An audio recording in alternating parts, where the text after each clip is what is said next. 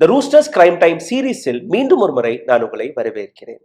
தர்மஸ்தலா 7வது நாளாக நேற்று சைட் நம்பர் 12 எக்ஸ்குவேஷன் நடந்தது. தோண்டியதற்கு பின்பு என்ன அங்க கண்டெடுக்கப்பட்டது என்கிற அந்த கேள்வி.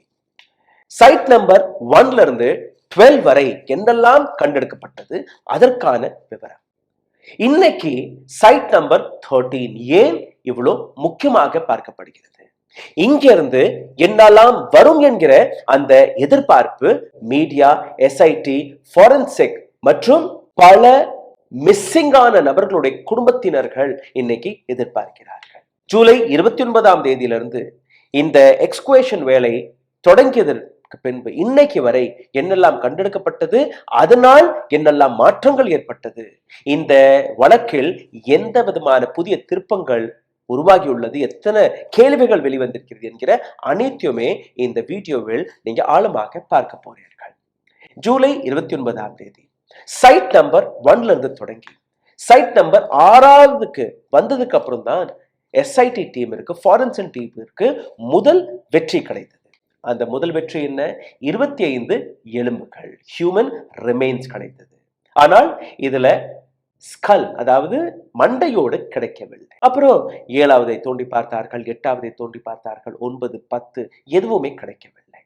11வது இடத்தை தோண்டி பார்ப்பதற்கு முன்பு மிஸ்டர் எக்ஸ் கூறியபடி இந்த இடத்தை நீங்க தோண்டாதீர்கள், இத்தனை ஆண்டுகளுக்கு முன்பு நடந்த விஷயம், இங்க இருந்து ஒரு 100 அடி தாண்டி இந்த இடத்தை நீங்க தோண்டி பாருங்கள், நிச்சயமாக இங்க அவசேஷங்கள் கிடைக்கும். அவர் கூறியபடி ஒரு சைட் நம்பர் 11 இருந்து சைட் நம்பர் 11A என்ற இன்னொரு புதிய இடத்தை கண்டுபிடித்து அந்த இடத்தை தோண்டி பார்த்தார்கள். கிட்டத்தட்ட ஒரு 100 மீட்டர் வரை தோண்டிய போது ஒரு மிகப்பெரிய வெற்றி ஃபாரன்சிக் டீம் மற்றும் எஸ்ஐடிக்கு கிடைத்தது. என்ன இந்த வெற்றி?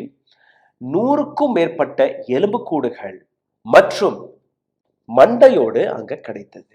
ஒரு பிரமாதமான வெற்றி. இந்த இடத்தில் தோண்டி பார்க்கும்போது சாதாரணமாக நீங்க பார்த்தீர்கள்னா சைட் நம்பர் 1 to 10 வரை இவர்கள் தோண்டும் போது ஒரு 5 மணிக்கு மேல இவர்கள் தோண்ட மாட்டார்கள். ஆனால் முதல் முறையாக சைட் நம்பர் 11A தோண்டும் போது லேட் ஈவினிங் வரை, இன்னும் சொல்ல போனால் நைட் வரை அந்த தோண்டக்கூடிய வேலை நடந்தது. அடுத்த நாளும் நேற்று காலையிலும் 11A மீண்டும் ஒரு முறை ஒரு சில இடங்களை அலசி பார்த்தார்கள். அப்புறம் தான் சைட் நம்பர் 12க்கு வந்தார்கள். சைட் நம்பர் 12ல என்ன கிடைத்தது? எதுவுமே கிடைக்கவில்லை.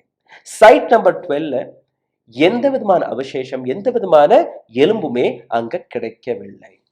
இன்னைக்கு ஏன் இந்த 13வது இடத்தை இவ்வளவு முக்கியமாக பார்க்கிறார்கள்? காரணம் அதே மிஸ்டர் எக்ஸ் கூறியபடி சைட் நம்பர் 13 இந்த இடத்தில் தான் அடுக்கடுக்காக வரிசையில் அடுக்கி நான் பல சவங்களை அடக்கம் செய்துள்ளேன். அப்படி அவர் கூறியது உண்மையாக இருந்தால் இந்த இடத்தில் மிகப்பெரிய அளவில் எலும்புகள் வெளிவருவதற்கான வாய்ப்புகள் இருக்கிறது. அதற்காக தான் எஸ்ஐடி, ஃபாரன்சிக் டீம் அண்ட் மற்ற மீடியா ஹவுசஸ்கள் எல்லாருமே இன்னைக்கு ஒரு மிகப்பெரிய எக்ஸ்பெக்டேஷனுடன் இந்த இடத்தை பார்த்து வருகிறார்கள். இந்த ஒட்டுமொத்த விவகாரத்தில் மிக முக்கியமான 3 மாற்றங்கள் ஏற்பட்டுள்ளது. 1, புதிய எவிடன்சஸ்கள், அதுடன் புதிய ஐவிட்னஸ் மற்றும் ஒரு கேஸும் ஃபைல் செய்யப்பட்டிருக்கிறது தர்மஸ்தலாவில். இன்னொரு பக்கம் நீங்க பார்த்தீர்கள்னா தர்மஸ்தலாவில் இருக்கக்கூடிய போலீஸ் ஸ்டேஷன் மீது ஒரு மிகப்பெரிய எக்ஸ்போஷரும் வெளிவந்திருக்கிறது. அதாவது ஒரு ஆர்டிஐ போடப்பட்டது. இந்த ஆர்டிஐ வழியாக வெளிவந்த உண்மையான தகவல் என்னவென்றால், வருடம் 2000 2015ஆம் ஆண்டு வரை அங்க இருந்த கிட்டத்தட்ட 367 கேஸ் ஃபைல்ஸ்களை, அதுல போஸ்ட்மார்ட்டம், அதுல மிஸ்ஸிங் கம்ப்ளைண்ட்ஸ், அதில் அன்ஐடென்டிஃபை பாடிஸ் எங்கெல்லாம் கிடைத்ததோ அனைத்திற்கான விவரத்தையும் அங்க இருக்கக்கூடிய போலீஸ் ஸ்டேஷன் அளித்து விட்டதாக அந்த தகவல். இதற்கப்புறம் அங்க இருக்கக்கூடிய போலீஸ் மீதும் பல கேள்விகள் எழும்ப தொடங்கிவிட்டது. அடுத்தபடியாக ஒரு புதிய ஐவிட்னஸ் வந்திருக்கிறார். ஒரு 22 வருடம் பழைய கேஸிற்கான எஃப்ஐஆர் பதிவிடப்பட்டது. அதையும் நான் உங்களுக்கு இன்னைக்கு காட்டப் போகிறேன். ஆனால் அதற்கு முன்பு இந்த வீடியோவை ஒரு முறை பாருங்கள். இந்த வீடியோவில் நீங்க பார்த்தீர்கள்னா சைட் நம்பர் 11A இருந்து வெளிவரும் போது அந்த லேபர்ஸ், அங்க இருக்கக்கூடிய அதிகாரிகள் எல்லாம் வெளிவரும்போது அவர்கள் கையில் பக்கெட்ஸ், பாக்ஸஸ், அப்புறம் பார்த்தீங்கன்னா ஒரு பெரிய நீண்ட குழாய் எல்லாம் இருக்கு. எல்லாமே சீல் பேக் ஆகி இருக்கிறது. அதாவது இந்த பாக்ஸஸ்களில் தான் இந்த கண்டெடுக்கப்பட்ட அவசேஷங்கள் இருந்ததாக கூறி வருகிறார்கள். என்னெல்லாம் கண்டெடுக்கப்பட்டது அதை நீங்க பாருங்கள். சைட் நம்பர் 11A-வில் 100க்கும் மேற்பட்ட எலும்புகள் கிடைத்ததாக, இதுல ரிப் போன், அதாவது நெஞ்செலும்பு மற்றும் சைட் எலும்பு இதெல்லாம் கிடைத்திருக்கிறது. ஜா போன்ஸ், உங்களுடைய தாவாங்குட்டை, இதற்கான எலும்புகள் அங்கு கிடைத்திருக்கிறது. 2 நீண்ட போன்ஸ்கள் கிடைத்திருக்கிறது, அதாவது இது காலுடைய போன்ஸ்களாக இருக்கலாம், எலும்புகளாக இருக்கலாம். ஸ்பைனல் கார்டு, உங்களுடைய முதுகெலும்பு, ஃபுல் சைஸ் முதுகெலும்பு 2 கிடைத்திருக்கிறது. அதுல தான் அந்த நீண்ட பைப்புக்குள்ள வச்சு எடுத்துட்டு போகும்படி அந்த தகவலும் கொடுத்திருக்கிறார்கள். ஃபாரன்சிக் டீமுடைய ஸ்டேட்மெண்ட் படி நீங்க பார்த்தீர்கள்னா, இங்க கண்டெடுக்கப்பட்ட 100க்கும் மேற்பட்ட எலும்புகளை சேர்த்து பார்க்கும்போது இது ஒரு 2லிருந்து 3 டெட் பாடிஸ்களுடைய எலும்புகளாக இருக்கலாம் என்று கூறியிருக்கிறார்கள். இந்த எலும்புகளை எங்க வைத்திருக்கிறார்கள் ஃபாரன்சிக் டீமிற்கு இதுவரை அனுப்பவில்லை என்கிற இந்த தகவலும் வருகிறது. கண்டெடுக்கப்பட்ட இந்த அனைத்து எலும்புகளையுமே அருகே இருக்கக்கூடிய ஹாஸ்பிட்டல், அங்க இருக்கக்கூடிய மார்ச்சரியில் ஃபர்ஸ்ட் வைப்பார்கள். அங்க இருக்கக்கூடிய டாக்டர்ஸ்களுடைய ரெவ்யூ படி அவர்களுடைய ஒப்பீனியனுக்கு அப்புறம் தான் இந்த எலும்புகளை ஃபாரன்சிக் டீமிற்கு அனுப்புவார்கள். கஸ்தூர்பா மெடிக்கல் காலேஜ் KMC தர்மஸ்தலாவில இருந்து கிட்டத்தட்ட ஒரு 100 கிலோமீட்டர் தொலைவில் இருக்கக்கூடிய ஒரு அரசு மருத்துவமனை. இங்க ஒரு 10லிருந்து 15 டெட் பாடிஸ்களை வைக்கக்கூடிய அந்த ஃபெசிலிட்டிஸ் இருக்கிறது. இதை தாண்டி இதே மருத்துவமனையில் ஃபாரன்சிக் டீமும் இருக்கிறது, ஃபாரன்சிக் லேபும் இருக்கிறது. இங்கே தான் முதல் கட்ட அந்த ஆய்வை தொடங்க போறார்கள். ஆனால் சதன் இந்தியாவில் நீங்க பார்த்தீர்கள்னா, ஹைதராபாத்ல இருக்கக்கூடிய ஃபாரன்சிக் லெபார்டரி ஒரு பிரபலமான ஒரு இடம். இந்தியாவில் இருக்கக்கூடிய ஹை ப்ரொஃபைல் கேசஸ்கள், அதற்கான ஃபாரன்சிக் டெஸ்ட் எல்லாம் இந்த லெபார்டரி தான் நடக்கும். இப்போ SIT முடிவு, கர்நாடகா அரசாங்கத்துடைய முடிவு, கர்நாடகாவிலேயே இந்த ஃபாரன்சிக் டெஸ்ட் எல்லாம் நடத்தி முடிக்கலாமா, அல்ல இதை அடுத்தபடியாக ஹைதராபாத்ல இருக்கக்கூடிய ஹைடெக் லெபார்டரிக்கு அனுப்பி அங்க இருக்கக்கூடிய ரிசல்ட்டையும் 2வது ஆய்வாக தொடங்கலாமா என்கிற அந்த விஷயம். SIT ஸ்டேட்மெண்ட் படி நீங்க பார்த்தீர்கள், இன்னைக்கு கார்த்தால 11 மணியிலிருந்து இந்த சைட் நம்பர் 13ஐ நாங்க தோண்ட தொடங்கி இருக்கிறோம். ஆனால் இதுல எங்களுடைய சர்ச் முடியாது. மிஸ்டர் எக்ஸ் காட்டிய 50 இடங்கள், இதையும் நாங்க அலசி பார்க்க போகிறோம். அது ஒரு 37 இடங்கள். அதை முடித்ததற்கு பின்பு சுற்றி இருக்கக்கூடிய மற்ற இடங்களையும் நாங்க தோண்ட ஆரம்பிப்போம். ஆனால் இதற்கான தேதி, நேரம் இது எல்லாமே இன்னைக்கு மாலை சைட் நம்பர் 13ல இருந்து வரக்கூடிய ரிசல்ட்டை பொறுத்து தான் இருக்கிறது. இன்னும் எத்தனை நாட்களில் அந்த சைட்ஸ்களை நாங்க தோண்ட போகிறோம் என்று. இதுதான் இதுவரை அங்க நடந்த விஷயங்கள்.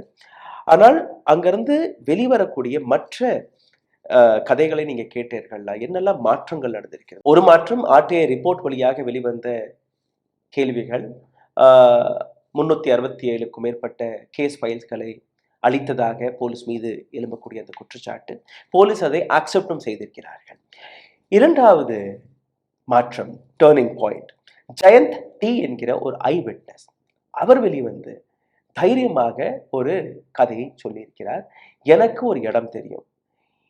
15 ஆண்டுகளுக்கு முன்பு என்னுடைய பார்வைக்கு ஒரு சவம் கண்டெடுத்தேன். அதாவது ஒரு 13லிருந்து 15 வயது ஒரு பெண்மணியுடைய அந்த சவம், ஒட்டு துணி இல்லாமல் அந்த சவம் கடந்தது. அந்த சவத்தை பார்த்த உடனேயே நான் போலீஸ் ஸ்டேஷனுக்கு போய் கம்ப்ளைண்ட் கொடுத்தேன். என்னுடைய கம்ப்ளைண்ட் அவர்கள் எடுக்கவில்லை. ஆனால் என்னை மிரட்ட பார்த்தார்கள், என்னை அங்கிருந்து மிரட்ட பார்த்தார்கள். என்னுடைய அடையாளத்தில், அதாவது அந்த போலீஸ் டீமும் அங்க வந்தது, அந்த சவத்தை பார்த்து என்னுடைய கண் முன்னே அந்த சவத்தை எந்த விதமான போஸ்ட்மார்ட்டம் நடத்தாமல், எந்த விதமான கம்ப்ளைண்ட்டையும் ஃபைல் செய்யாமல் போலீசார்கள் அந்த சவத்தை புதைத்து விட்டார்கள். எந்த இடத்தில் அந்த சவத்தை புதைத்தார்களோ அந்த இடம் இன்னைக்கும் எனக்கு ஞாபகத்தில் இருக்கிறது. நான் SIT டீமுடன் அந்த இடத்திற்கு சென்று அந்த சவத்தை தோண்டும் போது அதற்கான உதவியாக நான் இருப்பேன். நீங்க வாங்க பாருங்க. அந்த ஜெயந்த் T என்கிற நபர் கொடுத்த தகவல் படி ஒரு FIR போடப்பட்டது. அந்த FIRக்கு பின்பு இந்த சைட் நம்பர் 13, அதாவது இன்னைக்கு இந்த எக்ஸ்குவேஷன் வேலை முடிந்ததுக்கு அப்புறம் அடுத்த நாள், நாளைக்கோ இல்லை நாளை பொறுத்தோ அந்த இடத்திற்கும் போய் அந்த எக்ஸ்குவேஷனை தொடங்க போவதாக SIT டீம் ஒரு நம்பிக்கையை கொடுத்திருக்கிறார்கள். சரி, 3வது மாற்றம் ஒரு மிகப்பெரிய மாற்றம், ஒரு மிகப்பெரிய திருப்பம்னு நீங்க பார்க்கலாம். அனன்யா பட் என்கிற 22 வயதான MBBS ஸ்டூடெண்டுடைய கேஸும் நேற்று ஓபன் ஆகிருச்சு. 22 ஆண்டுகளாக இந்த பெண்ணுடைய தாயார் 22 ஆண்டுகளாக போராடி வந்த பின்பு கூட எந்த விதமான கேஸும் ஃபைல் செய்யப்படவில்லை, எந்த விதமான சப்போர்ட்டும் கிடைக்கவில்லை. ஒரு பைத்தியம் பிடித்த தாயார் போன்று 22 ஆண்டுகளாக தன்னுடைய குழந்தைக்காக, தன்னுடைய மகளுக்கான அந்த நீதி நியாயத்திற்காக போராடி வந்த இந்த தாயின் கதையை இதற்கு மேல் நீங்க ஆழமாக கேளுங்கள், என்ன நடந்தது என்று. Ananya but MBBS student, first year MBBS student. எந்த கல்லூரியில் இவர் எம்பிபிஎஸ் படித்து வந்தாரோ 2003ஆம் ஆண்டிற்கான இந்த கதை, அதாவது 22 வருடங்கள் ஆகிவிட்டது. அதற்கு அருகே இருக்கக்கூடிய பல இடங்கள் சுற்றி பார்ப்பதற்காக ஒவ்வொரு வாரம் அல்ல மாதத்துக்கு ஒரு முறை இந்த ஸ்டூடெண்ட்ஸ் எல்லாம் பிளான் பண்ணுவார்களாம். இவருடன் படித்த பல மாணவர்கள் தர்மஸ்தலா என்கிற இந்த இடத்திலிருந்து வருகிறார்கள். எங்களுடைய ஊர் இப்படி, எங்களுடைய ஊர்ல பல கோவில் எல்லாம் இருப்பதாக கூறிய போது ஒரு நாள் அனன்யா டிசைட் செய்கிறார், நானும் உங்களுடைய தர்மஸ்தலா என்கிற இந்த இடத்திற்கு வர ஆசைப்படுகிறேன், பிளான் பண்ணலாம். அனன்யா பட் மற்றும் அவருடைய நண்பர்கள் எல்லாருமே பிளான் செய்திருக்கிறார்கள். அனன்யா பஸ் பிடிச்சு தர்மஸ்தலா வருகிறார். தர்மஸ்தலாவில் இருக்கக்கூடிய அவருடைய நண்பர்கள், ஆண் நண்பர், பெண் நண்பர்கள் எல்லாருமே சேர்ந்து அவரை சுட்ட வைத்திருக்கிறார்கள், வீட்டுக்கெல்லாம் கூட்டிட்டு போயிருக்கிறார்கள். ஒரு மாலை நேரம் தர்மஸ்தலா கோவிலுக்கு போகலாம் என்று கூறிய போது, இங்கேயே நல்லா இருக்கும், லேட் நைட்லாம் நம்ம இங்கே இருக்கலாம், கொஞ்சம் தங்கலாம், ஆனால் இங்கே பயங்கரமாக குளிரும், அதனால நாங்கள் என்ன பண்ணுறோம், வீட்டுக்கு போய் சாப்பாடெல்லாம் கட்டிட்டு வந்துடுறோம், நீ கோவிலே இரு, போர்வையில எடுத்துகிட்டு வந்துடும், ஏன்னா குளிரும், காட்டு பகுதியாக இருக்குது, அதனால சரின்னு அந்த பெண்ணை, அனன்யா பட்டை அங்கேயே விட்டு இந்த மற்ற நண்பர்கள் வீட்டுக்கு போய் மற்ற விஷயங்கள் எடுக்க சென்றிருக்கிறார்கள். ஒரு 6-7 மணி இருக்கும். திரும்பி வந்து பார்க்கும்போது அனன்யாவை அங்கே பார்க்க முடியவில்லை, காணவில்லை. நண்பர்கள் எல்லாருமே அக்கம் பக்கத்துல எல்லாம் போய் தேடி பார்த்திருக்கிறார்கள். அனன்யா ஏதோ சுத்தி பார்க்க போயிருப்பார்கள். நைட்டு ஒரு 10-11 மணி இருக்கும், அனன்யாவை காணவில்லை. இரவு முழுவதும் அனன்யாவை தேடி அலைந்திருக்கிறார்கள் நண்பர்கள். காணாத பட்சத்தில் அடுத்த நாள் காலையில அனன்யாவுடைய தாயார், அவருக்கு சுஜாதா பட், அவருக்கு காலில் இந்த மாதிரி உங்களுடைய மகளை காணவில்லை, கோவிலுக்கு வந்தாள், தர்மஸ்தலா என்கிற இந்த இடத்துல நாங்கள் இருக்கிறோம். உடனடியாக சுஜாதா பட்டுக்கு ஒன்றுமே புரியலை. சுஜாதா பட் தர்மஸ்தலா என்கிற இந்த இடத்திற்கு போய் பார்க்கும்போது, அதாவது அந்த பெண் தர்மஸ்தலாவிற்கு வந்து காணாமல் போய் அடுத்த நாள் சுஜாதா பட் தர்மஸ்தலாவிற்கு வரும் வரை 48 மணி நேரம் ஆகிவிட்டது. சுஜாதா பட் அந்த அனன்யா பட்டுடைய நண்பர்களிடம் போய் கேட்டபோது, இங்கே தான் ஆண்டி நாங்கள் கூட்டிகிட்டு வந்தோம், இங்கே தான் விட்டுட்டு போனோம், காணலையே, இங்கெல்லாம் தேடி பார்த்துட்டோம். டப்புன்னு சுஜாதா பட் அங்கே அருகே இருக்கக்கூடிய போலீஸ் ஸ்டேஷனுக்கு போகிறார். போலீஸ் ஸ்டேஷனுக்கு போகும்போது போலீஸார்கள் முதல் கட்டமாக அந்த கம்ப்ளைண்ட்டையே எடுக்க மறுத்து விட்டார்கள், விரட்டடித்து விட்டார்கள். பித்து பிடித்து போன ஒரு தாய், என் வேதனையை நீங்க பாருங்கள், கையில் போட்டோவை எடுத்துக்கொண்டு அருகே இருக்கக்கூடிய அந்த கடைகளுக்கெல்லாம் அழைத்திருக்கிறார். அந்த போட்டோவை காட்டி, என்னுடைய மகள் இங்கே வந்தாள், பார்த்தீர்களா என்று கேட்டபோது அங்க அனைவருமே கொடுத்த ஒரே முறையான ஸ்டேட்மெண்ட், அம்மா உங்களுடைய மகளை மறந்து விடுங்கள், இது போன்ற எத்தனையோ பெண்கள் மறைந்திருக்கிறார்கள், காணவில்லை, திரும்பி என்னைக்குமே அவர்கள் வந்ததல்ல. தாயின் மனது கேட்காமல் மீண்டும் ஒரு முறை போலீஸ் ஸ்டேஷனுக்கு போயிருக்கிறது. போலீசார்கள் மறுபடியும் சுஜாதா பட்டை விரட்டடித்திருக்கிறார்கள். உங்களுடைய இந்த மகள் காணாமல் போன அந்த கம்ப்ளைண்டை எங்களால் எடுக்க முடியாது, யாருடன் ஓடியிருப்பாள், அப்படியான ஒரு சில எலிகேஷன்ஸ். இந்த தாயுடைய வேதனையை பொறுக்காமல் ஒரு நபர், அங்க இருந்த ஒரு நல்ல மனிதர், இந்த பெண்ணிற்கு ஒரு ஐடியாவை கொடுத்திருக்கிறார். இந்த மாதிரி நீங்க போலீஸ்ட்டு எத்தனை முறை போனீங்கன்னா கூட போலீசார்கள் உங்களோட கம்ப்ளைண்ட் எடுக்க மாட்டார்கள், இதுதான் இந்த இடத்துடைய உண்மை. ஆனால் இந்த ஒட்டுமொத்த ஏரியா, ஒட்டுமொத்த இலாக்காவை கண்ட்ரோலில் வைத்திருக்கக்கூடிய ஹேக்டே குடும்பம், தர்மஸ்தலாவின் தர்மாதிகாரிகள், அவர்களுடைய குடும்பம், அந்த குடும்பத்துடைய அந்த தலைவர், அவரை போய் நீங்க பார்த்தீர்கள்னா நிச்சயமாக உங்களுக்கு உதவி கிடைக்கும். அப்படி அவர்கள் கூறினால் போலீசார்களும் நடவடிக்கை எடுப்பார்கள், போலீசார்களும் உங்களுடைய கம்ப்ளைண்டை எழுதி கொள்வார்கள். எந்த வழியும் இல்லாமல், எந்த இடத்திலுமே எந்த விதமான உதவியும் கிடைக்காத பட்சத்தில் தாயார் தர்மாதிகாரியுடைய வீட்டுக்கு செல்ல முடிவெடுக்கிறார். அந்த வீட்டுக்கு போகும்போது வீட்டுக்குள் அங்க வெளியில் நின்ற நபர்கள் விடவில்லை. இந்த மாதிரி என்னுடைய பெண்ணை காணவில்லை, இந்த ஐயா கூறினால் மட்டும்தான் போலீஸ்ட கம்ப்ளைண்ட் எல்லாம் எடுத்துப்பாங்க. கொஞ்சம் உதவுங்கள். அங்க வெளியில கதவுல நின்ற 4 நபர்களுமே இந்த பெண்ணை மிரட்டி இருக்கிறார்கள். உன்னுடைய பெண்ணை மறந்து விடு. இதற்கப்புறம் இங்க வரக்கூடிய வேலையெல்லாம் பார்க்கக்கூடாது. இந்த பெண் அங்க போராடி இருக்கிறார், கதறி இருக்கிறார், கெஞ்சி இருக்கிறார். இந்த பெண், நான் இந்த இடத்தை விட்டு போகவே மாட்டேன், நகரவே மாட்டேன், என்னுடைய பெண்ணுக்கு நியாயம் நீதி கிடைக்கணும். நீங்க ஒரு ஒரு வார்த்தை சொல்லிட்டீங்கன்னா போலீசார்கள் அந்த வேலையை பார்ப்பார்கள். இந்த வார்த்தை கேட்ட உடனே அங்க கதவுல நின்ற 4 நபர்களுமே இந்த பெண்ணை, சுஜாதா பட்டை அடிச்சிருக்கிறார்கள்.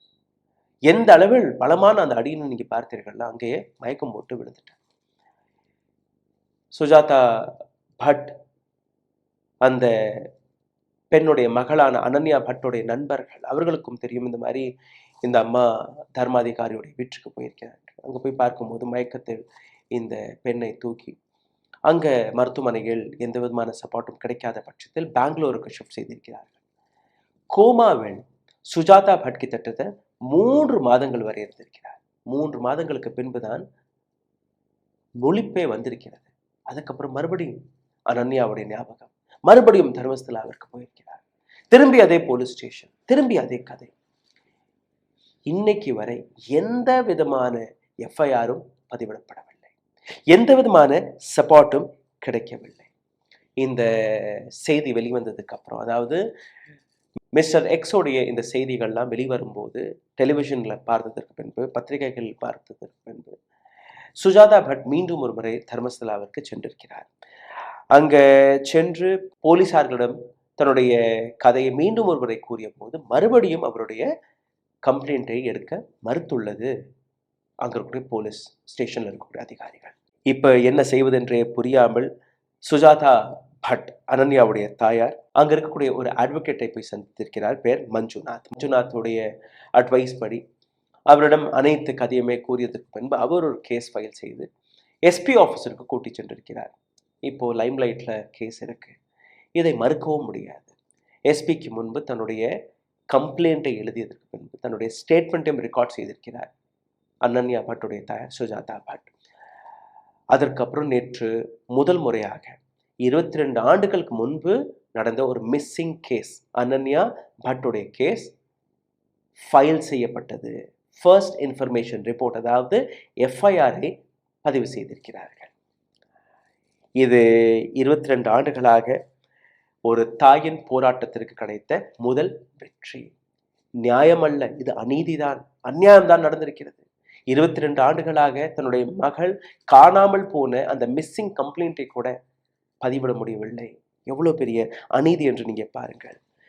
இதை சுற்றி இருக்கக்கூடிய நபர்கள் அனைவருக்குமே தெரியும் எங்க யார் வழியாக இந்த கொடூரங்கள் நடந்திருக்கிறது. ஹேக்டே குடும்பம், அவர்கள் கையில் தான் இந்த ஒட்டுமொத்த கட்டுப்பாடும் இருக்கிறது. அவர்களை பற்றி யார் பேச முன்வந்தாலோ, யார் இந்த தர்மஸ்தலாவை சுற்றி நடக்கக்கூடிய அநீதிகளை பற்றி பேசினாலோ அவர்கள் மீது வழக்குகள் பாய்கிறது, அவர்கள் மீது டெஃபமேஷன் கேசஸ்களை போடுகிறார்கள்.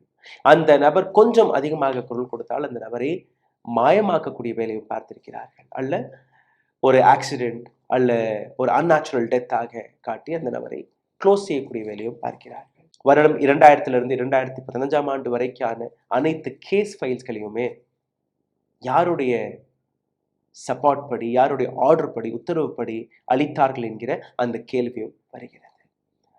இன்னைக்கு இது போன்ற பல ஐவிட்னஸஸ்கள், மிஸ்ஸிங் ஆன பல குடும்பங்கள் இன்னைக்கு முன் வந்து கம்ப்ளைண்ட்ஸ்களை கொடுக்க தொடங்கி இருக்கிறார்கள். அதாவது அனன்யா பட்டுடைய கேஸ் ஒன்று மட்டும்தான் என்று நீங்க நம்பாதீர்கள். இது போன்ற நூற்றுக்கணக்கான நபர்கள் அங்க இருக்கக்கூடிய எஸ்பி ஆஃபீஸருக்கு வர தொடங்கி இருக்கிறார்கள். இதை பற்றின அடுத்த கட்ட நடவடிக்கைகள், அடுத்த அப்டேட்ஸ் என்னெல்லாம் வருகிறதோ உடனுக்குடன் இதே போன்று நாங்கள் உங்களிடம் பகிர கட்டாயப்பட்டிருக்கிறோம். அதுவரை காத்து கொண்டிருங்கள். எங்களுடைய வீடியோ, எங்களுடைய இன்வெஸ்டிகேஷன் உங்களுக்கு பிடித்திருந்தால் இதை பகிருங்கள். உங்களுடைய கருத்துக்களை கீழே கமெண்ட் பாக்ஸில் எழுதிவிடுங்கள். இது போன்ற ரிப்போர்ட்ஸ், இது போன்ற இன்வெஸ்டிகேட்டிவ் தியோரிஸ்களை கொண்டு வருவதற்கான பல முயற்சிகள் எடுக்கப்படும். அதற்காக எங்களுக்கு நிதியும் தேவைப்படுகிறது. கீழே எழுதியிருக்கக்கூடிய யூபிஐ ஐடி வழியாக அதையும் நீங்கள் தெரிவிக்கலாம். நன்றி, வணக்கம். ஊடகம் கார்ப்பரேட் அரசியல்வாதிகளின் கைப்பாவையாக அடிமைகளாக இருந்தது போதும். இனி சாட்டை எடுத்து சுழற்றும் நேரம் வந்துவிட்டது.